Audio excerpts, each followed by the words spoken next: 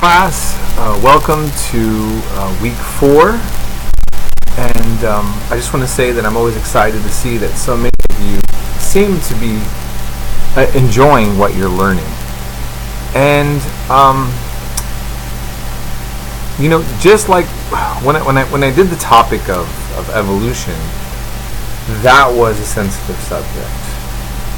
And now we're getting into the topic of ancient Israel. And for many of my students, I feel like this is maybe the most controversial, or students sometimes have a harder time with this than even the topic of evolution. And it's understandable, right? Because if you grow up in a traditional religious household, the approach to the topic of the history of ancient Israel is very straightforward. You are learning sacred history. The Bible is a history book with moral lessons, but it's taught as literal history by most from a Protestant, again, conservative, traditionalist, some say fundamentalist point of view. The Catholic Church is a little bit, and the Greek Orthodox Church and some of the other branches of Christianity don't necessarily have a struggle with kind of looking to the text as being more allegorical, or they're not always so concerned if it's historical truth as much as in the belief of it being spiritual truth. Now, I'm not actually addressing any of that in these lectures, but I'm addressing it to you as knowing that this is something that many of you are going to be kind of dealing with. So I just want to clarify again, and I think I said that in some of my, I think I even said that in some of my lectures here again. I was trying to re-listen to all of them. But, archaeologists and historians are not neutral. Like what we do, many try to be nuanced and balanced. Some say it and that they're not. There are certain agendas, yes. So, if you look at the study of ancient Israel, it's interesting. In the past, almost all of archaeology dealing with the Bible was done really to prove the Bible is true. And you see that kind of mentioned in that lecture that you may have a hard time following, but I want you to try with the Israeli archaeologist at the end. Because he's addressing these trends and approaches to this topic of ancient Israel and its relationship or not to the Bible, as it's recorded in the what Christians call the Old Testament, or the Hebrew Aramaic scriptures of Jews. Okay, so initially we had archaeology basically doing everything it could to prove that the Bible was true. Then you had one school, and he addresses this. They're called the minimalists, but I want you to just watch his lecture still. That basically were really attempting to make archaeology discredit, or they already discredited the Bible as true history. And then you have someone like him who takes a middle approach. Remember in this class that I'm not always just teaching you history, but where I'm teaching you ways that history can be interpreted and the trends that take place within academic fields.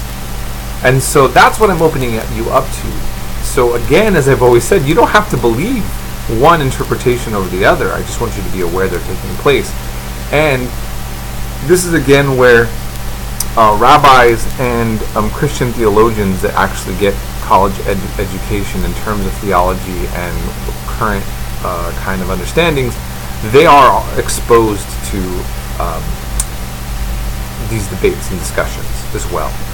Okay, and then there's one other thing I want to mention. So we talked about agenda-driven aspects of archaeology. I think I mentioned this more later on when I talk about Judaism, which I separate from ancient Israel.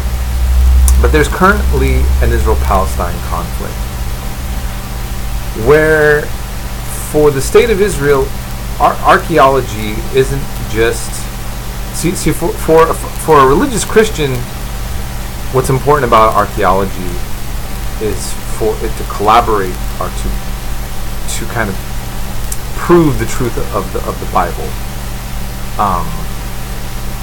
For Israeli political culture, the Bible has always been used not so much to prove the religion of Jewish people, but to try to make a case that Jews have an inherent right to claim a historical.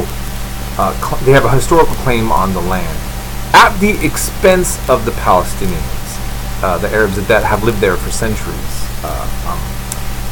And I will address some of that more in some other lectures. But I want to make this very clear that for myself, I do not. I think that we have to be aware that is taking place, and you need to kind of think. Well, okay, should archaeology be used to justify whether somebody has a right to live somewhere or not? I will out myself and say that I do not like archaeology being used in the case of justifying one person having a right to live more in a particular land than the other. But it happens, and the Palestinian archaeologists sometimes do it, and this is done in other places. And if you think it's not a sensitive issue here in the United States, imagine if the family home and property you have, you discover is on Native American holy sites, and the Native American community actually wants their land back.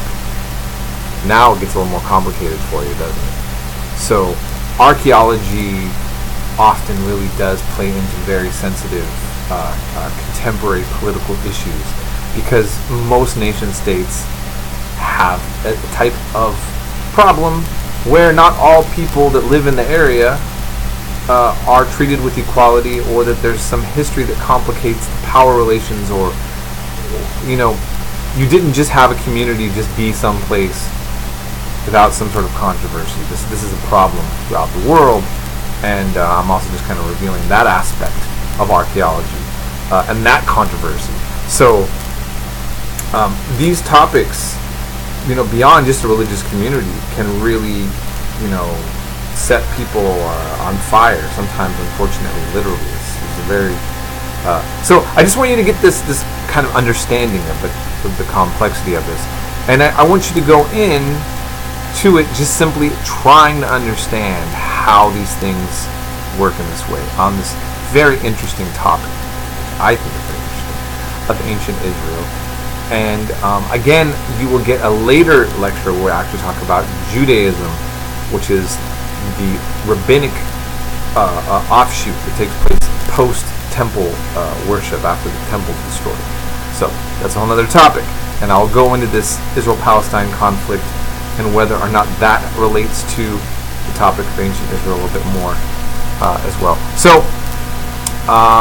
if you have any questions, feel free to ask me.